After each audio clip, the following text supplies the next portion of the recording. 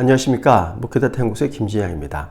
오늘은 넘버즈 279호입니다. 오늘 279호에서 다룰 내용은 종교에 대해서 기독교인과 비기독교인이 어떻게 서로 다른 인식을 보이고 있는지 그 부분을 한번 살펴보려고 합니다.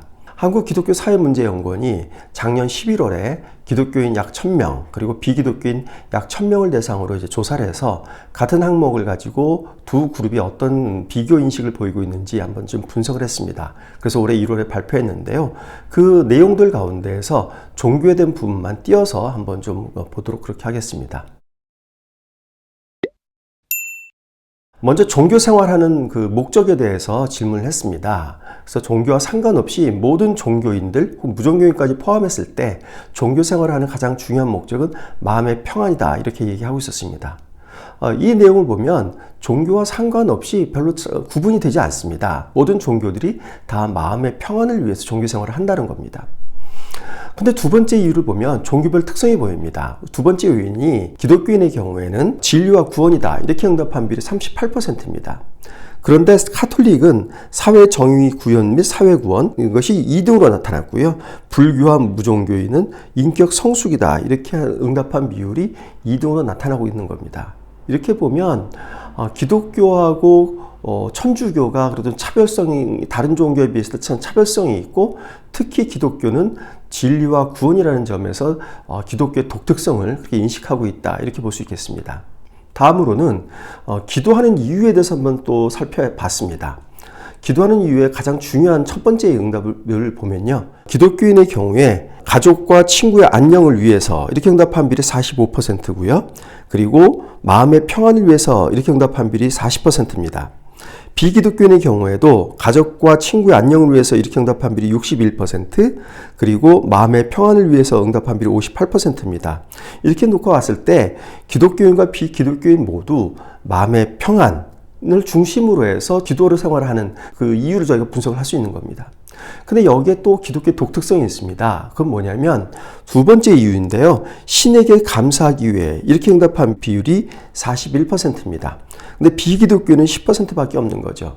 물론 이제 불교 같은 경우에는 신의 개념이 좀 애매모호한 부분들이 있습니다. 그래서 명확하게 신을 명확하게 강조하는 것은 기독교 계통, 그러니까 개신교와 카톨릭 이런 기독교 계통의 종교와 이슬람교가 신을 명확하게 강조하고 있기 때문에 신에게 감사하기 위해라고 하는 것은 기독교 친화적인 그런 보기가 돼서 이 부분이 응답이 높게 나온 것이라고 짐작할 수 있긴 합니다만, 그러나 이런 점이 바로 종교별 차이성을 보이고 있는 것으로 보여집니다. 그러니까 다른 종교들은 신을 명확하게 인식하고 있지 않기 때문에 마음의 평안을 중심으로 해서 기도한다면 기독교인들은 하나님과 나와의 관계를 그만큼 더 강조하고 있는 것이다. 이렇게 볼 수 있겠습니다. 이제는 비기독교인이 우리 기독교인과 교회를 어떻게 바라보고 있는지 이 부분을 기독교인의 자기인식과 비교해서 한번 살펴보겠습니다. 먼저 신앙인을 평가하는 기준입니다. 좋은 신앙이 되기 위해서는 어떤 신앙이 되어야 되겠느냐 이렇게 질문했을 때 기독교인들은 윤리적 삶이다 이렇게 응답한 비율이 40%였는데요. 비기독교인은 50%였습니다. 그리고 겸손한 태도에 대해서도 기독교인이 32%, 비기독교인 30%였습니다. 즉 윤리적이고 겸손한 삶, 도덕적인 생활을 해야 된다 이렇게 응답한 비율이 기독교인과 비기독교인 모두 다 높았습니다. 그러나 미세하게라도 기독교인보다 비기독교인이 이런 윤리적 삶, 도덕적인 삶에 대해서 응답한 비율이 조금 더 높았습니다. 반면에 기독교인들은 영적 수행의 정도, 그리고 종교에 대한 지적인 깊이 이 부분에서 적은 차이지만 비기독교인보다 좀 높은 응답을 보이고 있는 겁니다. 이렇게 놓고 보면 비기독교인보다 기독교인이 훨씬 더 종교성이 강하다 이렇게 볼 수도 있겠습니다. 다음으로는 기독교인과 비기독교인들이 좋은 교회가 되기 위해서 어떤 점이 중요하냐 이런 질문에 대한 응답을 한번 분석해 보겠습니다. 좋은 교회의 가장 중요한 특성이 뭐냐는 질문에 대해서 기독교인들은 경건한 예배와 말씀이 중요하다 이렇게 응답한 비율이 39%였습니다. 그리고 두 번째로 사회적 약자를 향한 봉사와 구제가 26%로 2위 응답이었습니다. 반면에 비기독교인들이 가장 많이 응답한 것은 사회적 약자를 향한 봉사와 구제가 43%였고요. 경건한 예배와 말씀은 13%였습니다. 아무래도 비기독교인들은 예배와 말씀은 나하고 상관이 없다 이렇게 생각하기 때문에 사회를 향한 봉사와 구제 이 부분을 더 중요하게 여기는 것은 당연하다 볼 수 있겠습니다. 반면에 기독교인들은 역시 하나님과의 나와의 관계 속에서 종교로 생각하기 때문에 바로 예배와 말씀이 중요하다 이런 식을 보이고 있는 겁니다. 이 응답의 내용을 봐도 기독교인들이 다른 종교인 혹은 비기독교인에 비해서 종교성을 훨씬 더 강하게 갖고 있다 이렇게 볼 수도 있겠습니다. 이제는 교회에서 사회적 약자들을 어떻게 교회가 품고 있는지 이 부분에 대해서 한번 살펴봤습니다. 여러 가지 항목을 제시했는데요. 노인, 여성, 장애인, 기초생활수급자, 이주민, 난민, 성소수자와 동성애자들이 교회에서 얼만큼 안전하냐 이런 질문에 대해서 기독교인들은 70% 내지 60% 이상의 높은 응답을 보이고 있습니다. 단지 상대적으로 이주민 난민과 성소수자 동성애자의 응답률이 조금 떨어집니다. 특히 성소수자와 동성애자에 대해서는 기독교인들이 안전하다 응답한 비율이 굉장히 낮죠. 이거는 교회가 그만큼 동성애에 대해서 반대하는 입장을 가지고 있기 때문에 그렇습니다. 반면에 비기독교인들을 보면요. 모든 항목에서 40%, 30%대의 응답을 보이고 있습니다. 이렇게 보면 비기독교인들은 기독교인에 비해서 이런 사회적 소수자들이 교회에서 안전하지 않다. 즉 교회가 이들을 품고 있지 않다. 이렇게 응답하고 있는 것을 이렇게 볼 수 있겠습니다. 그래서 이런 측면에서 보면 아마 사회적 약자가 교회 내에서 그만큼 더 보호받지 못하고 있는 것이 교회다. 이런 인식을 비기독교인들이 갖고 있다는 것을 해석할 수 있고요. 이런 점에서 보면 비기독교인들도 신뢰할 수 있을 만큼 교회가 사회적 약자들을 품는데 더 많은 노력을 기울여야 된다. 이렇게 볼 수 있겠습니다. 이제 사회가 교회를 바라보는 인식의 총체라고 할 수 있는 호감도를 한번 살펴보겠습니다. 호감도를 종교별로 한번 살펴보겠는데요. 먼저 기독교인들이 가장 호감을 가진 종교는 역시 기독교입니다. 63%의 기독교인이 기독교에 호감을 갖고 있다 이렇게 응답을 하고 있었습니다.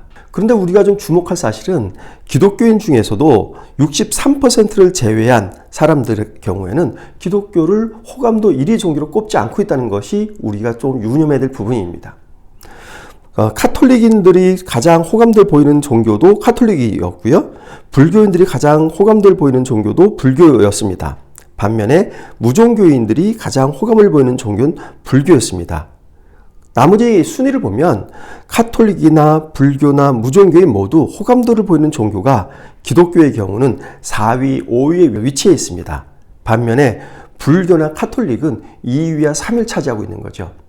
이렇게 봤을 때 사회에서 기독교인 호감도는 불교, 천주교에 비해서 한참 뒤지는 것으로 이렇게 볼 수 있겠고, 이런 호감도가 낮게 나타난다고 하는 것은 그만큼 전도하는 데 있어서 여러 가지 불리한 요소, 장애 요소로 등장할 수 있다 이렇게 볼 수 있겠습니다.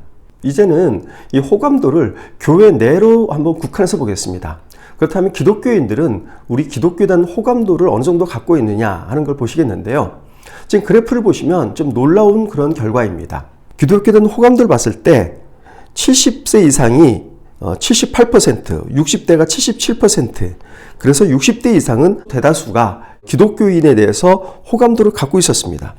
반면에 20대와 30대는 48%와 47%, 40%대의 호감도를 보이고 있지 않아서 기독교 내에서도 젊은 세대들은 같은 기독교인에 대해서 상당히 낮은 호감도를 보이고 있다. 이 점이 굉장히 우리의 시선을 끄는 점이고요. 이런 점들은 우리 스스로 성찰의 어떤 포인트로 잡아야 된다. 이렇게 볼 수 있겠습니다. 이제 말씀을 정리하겠습니다. 이제 우리 교회가, 사회가 교회를 어떻게 바라보는지 이것을 파악하는 건 굉장히 중요합니다. 여기는 두 가지 이유가 있습니다. 첫 번째로는 교회도 사회 안에 자리 잡고 있는 사회적 기관이기 때문에 사회가 교회에 바라고 있는, 기대하는 이런 점들을 충족시켜줘야 되는 그런 우리의 역할이 있습니다. 두 번째로는 전도를 위해서는 비기독교인들에게 교회가 호감을 주어야 합니다. 비기독교인들이 교회 호감도를 보여야, 호감을 보여야 이들이 전도돼서 교회에 나올 때 순조롭게 나올 수 있는 가능성이 높다고 보겠습니다. 그런 점에서 오늘 결과를 여러분들이 한번 주의 있게 살펴보실 그런 충분한 의미와 가치가 있다고 보겠습니다. 그렇다면 교회에 대해서 어떻게 사회는 바라보고 있느냐? 먼저 교인에 대해서는 윤리적인 삶을 살 것을 요청하고 있습니다. 종교인, 특히 기독교인이 비윤리적인 삶을 산다면 종교에 대한 신뢰도가 그만큼 떨어질 수밖에 없다는 점에서 우리 개인들이 사회 속에서 그리고 자기가 처한 가정과 직장과 지역사회 속에서 얼만큼 윤리적이고 다른 사람들을 배려하고 다른 사람들을 위해서 자기가 헌신하는 이런 모습을 보여줘야 되는지 이게 여러분들이 우리 모두가 다 관심을 가져야 될 부분입니다. 두 번째로는 교회적으로는 사회적 약자를 도우는데 교회가 조금 더 적극적으로 나서야 됩니다. 그래서 이 사회 속에서 정부의 복지제도, 정부의 관심으로부터 벗어나 있는 사각지대에 있는 사회적 약자들을 우리가 찾아서 그분들을 교회가 적극적으로 도울 때 우리 교회에 대한 사회적인 호감도는 훨씬 높아질 것으로 이렇게 볼 수 있겠습니다.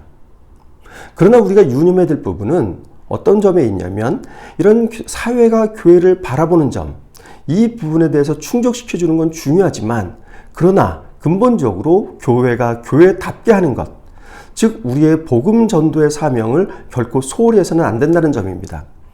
윤리적인 삶을 사는 것, 그리고 종교기관이 사회적으로 기여하는 것, 이것만을 바라본다면 사람들이 굳이 교회로 나올 이유가 없습니다.